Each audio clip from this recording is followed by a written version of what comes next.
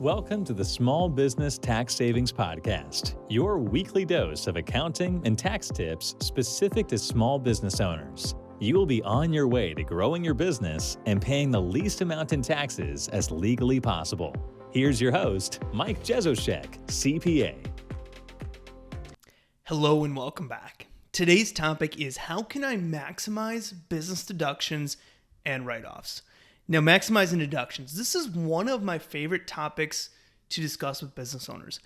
The fact is so many business owners for far too long have been told that in order to lower your taxes, you need to go out and buy things. Go buy a truck that you probably don't need. Go buy a new TV for your business that you probably don't need, and so on and so on.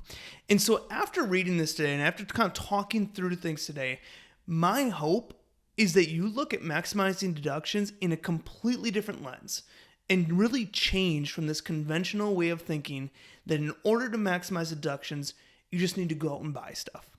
Now, to do that, we need to cover some concepts and then dig into what maximizing deductions actually means, and that's exactly what we're going to talk about today. So the first question that we want to address or talk through is what are pre-tax versus after-tax dollars?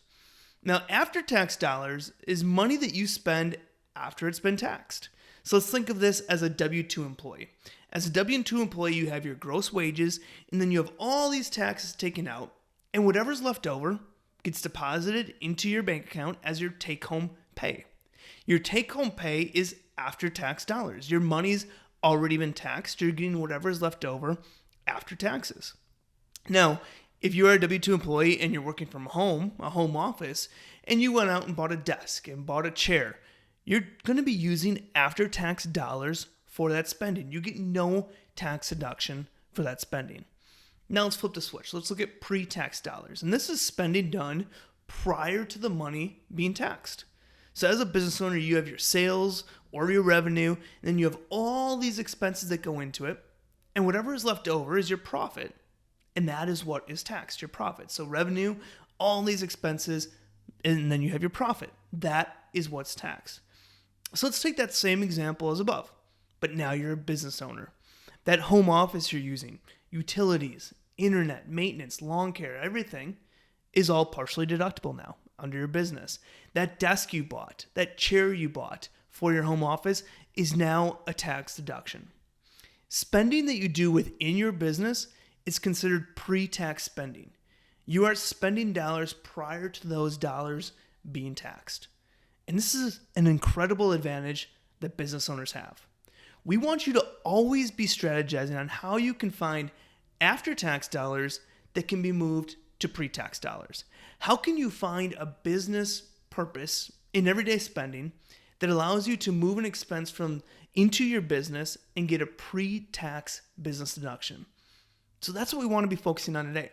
How can we move spending from after-tax spending into pre-tax spending? How can we find a business purpose, get a business deduction for that spending that we were maybe going to do anyways?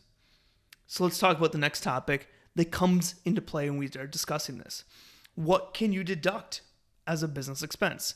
And the IRS has this laid out, relatively in easy terms. Within the day-to-day life of your business, you're going to have ordinary and necessary expenses that you can deduct when filing your taxes. So what does ordinary and necessary mean? Ordinary simply just means common and accepted in your industry, your line of work, a common expense for that industry. And necessary simply just means that it's helpful and appropriate in operating your small business.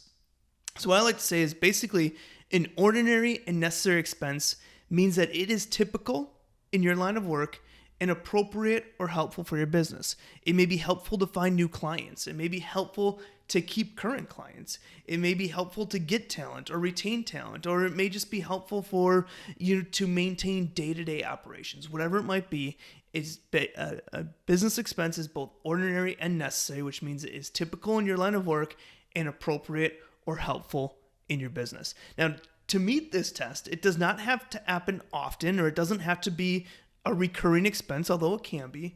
It also does not have to be indispensable to be considered necessary. And I think this is a key point to help understand. So what are some examples of business expenses. First, I just want to let you know that we just recently revamped our ebook, The Ultimate List of Business Deductions. You can download that at taxsavingspodcast.com/deductions. That's taxsavingspodcast.com/deductions. It's a great download for you to just begin getting ideas. So if you have not downloaded yet, do it now. In next year, we're actually going to be doing an entire series on various different business expenses. So be sure to subscribe to our podcast, our YouTube channel, our blog, and just be on the lookout for those, because we're going to be deep diving into various different expense categories that you can be using as a business owner on a daily basis. Well, but with that being said, we want to go give you kind of some general idea of expense categories that we see business owners use often. Let's start with advertising. Automobile expense, business assets. This could be a piece of equipment or something like that. And oftentimes depreciation is involved in this. Dues and subscriptions, commissions or fees, contract labor, costs of goods sold. If you have a product that you're developing, you're going to have cost of goods sold.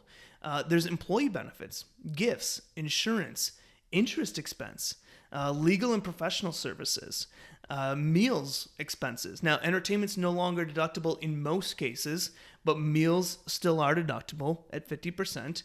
You have office expenses and payroll taxes and rent or lease payments, repairs and maintenance, supplies, taxes and licenses, especially if you're in a profession that needs licensing, travel expenses, utilities, wages and salaries, and so many more. So this is really just scratching the surface about some general ideas just to get you thinking of different ways to help maximize your deductions. So let's go back to that initial question. Now that we laid some groundwork, let's go back to that original core question. How can you maximize deductions and write-offs? And we're going to be trying to do this without simply buying things you do not need.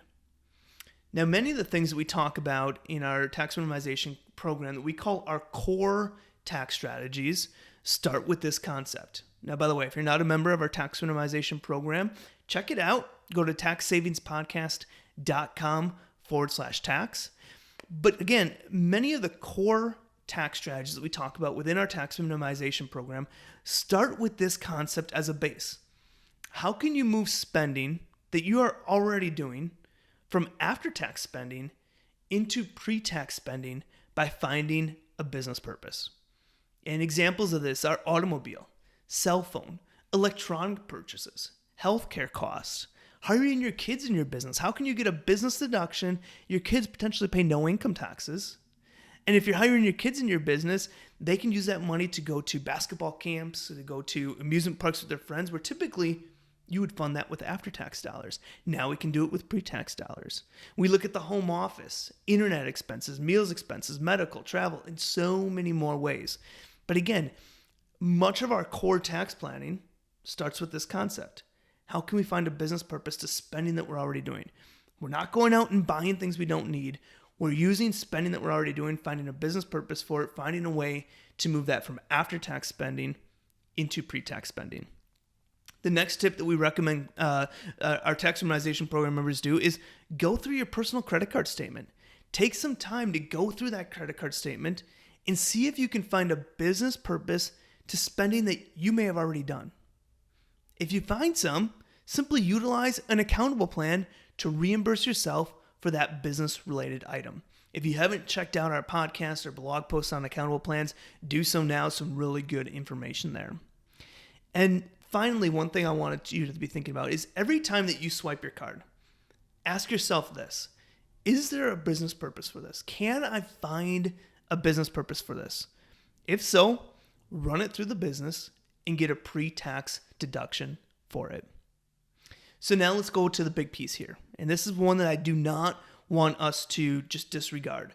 What do you need to do, or what do you need to document when maximizing deductions? So to kind of close this whole article up about maximizing deductions, we want to ensure that you are doing everything possible to bulletproof yourself from an IRS audit. As we're maximizing these deductions, how can you be sure to protect yourself from an IRS audit? The first tip I want to say is this is just general advice. Not every tax deduction may be allowed for your specific business. Be sure to talk with your tax professional before acting to ensure that it's valid in your line of business. What is a valid deduction for one business owner may not be the same for the other. And I see this so often. People say, well, the guy that does work on my car said he does this, this, and this. Just because he's doing it doesn't mean that's valid in your business. And just because he's doing it and hasn't got caught also doesn't mean that he's doing it legally either. So just take some of that with a grain of salt. Consult with your tax professional to make sure it makes sense for your business in your situation. Tip number 2, have a separate bank account and credit card if applicable for your business. If the IRS challenges you, they're going to ask for bank records. And if they see if you provide bank records with business and personal items all commingled into one account, they're going to scrutinize those expenses that you're claiming as business at a much higher level because there's commingling going on. The third tip is keep great records and receipts. Write down on every receipt you get the business purpose, the background behind it. The more information that you can document, the better. And do this right away. If you need this down the road, you want to have it on file. So do it right away because it's going to be really hard to try and remember what the business purpose was for spending that maybe happened 3 years ago. So just take a couple seconds to write on that receipt the business purpose, any documentation that you can do to help support that. Do that now. And finally, as part of this, take a picture. Store it in a digital file. You don't need to keep a box of receipts or everything on file. Take a picture of your receipt and store it digitally. You might use Google Drive or Dropbox, or if you're a Xero accounting software subscriber, you could use HubDoc. Whatever you might do, just use a digital file, something that you can easily still grab up in the cloud or whatever it might be. No need to hold on to that physical paper copy. You never know when you're going to need it down the road, so just keep it digitally. And finally, do not get greedy. Always do what I call the sniff test. Ask yourself this question. If I was in front of an auditor, would the documentation and explanation that I have be something that the auditor would agree with? If you think it would be so hard or so egregious that the auditor would never agree with you, that sniff test might tell you that you may be going down the wrong route. So just do the sniff test.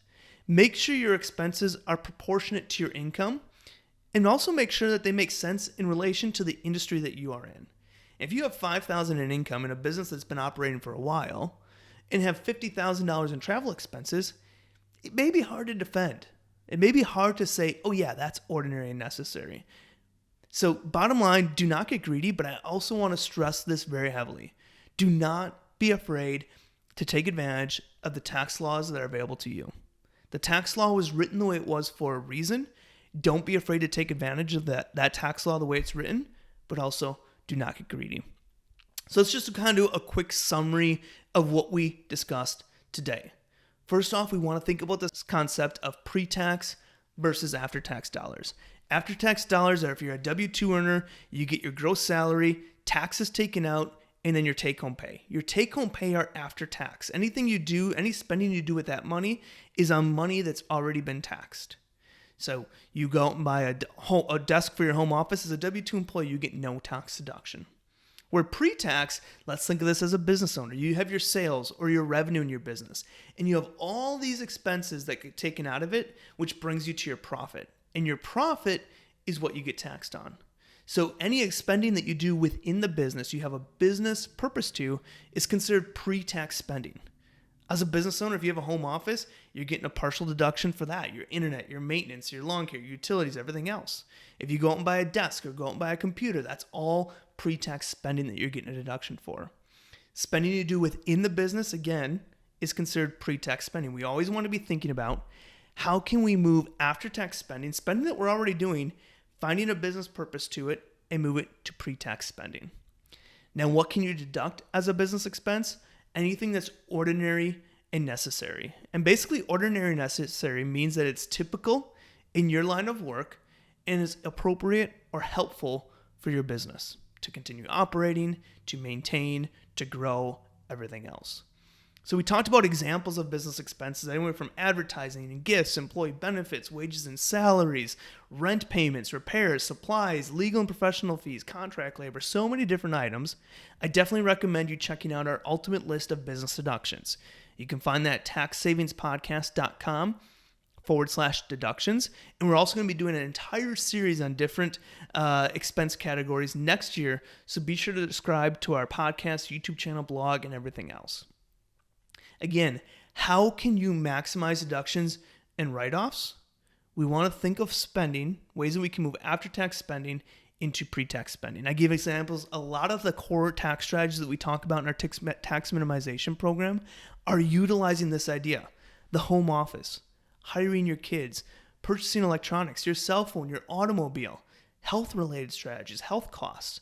All of that kind of concept starts with this basic idea.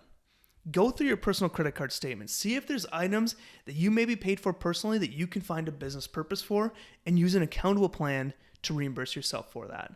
And I say, every time you swipe your card, ask yourself, is there a business purpose for this?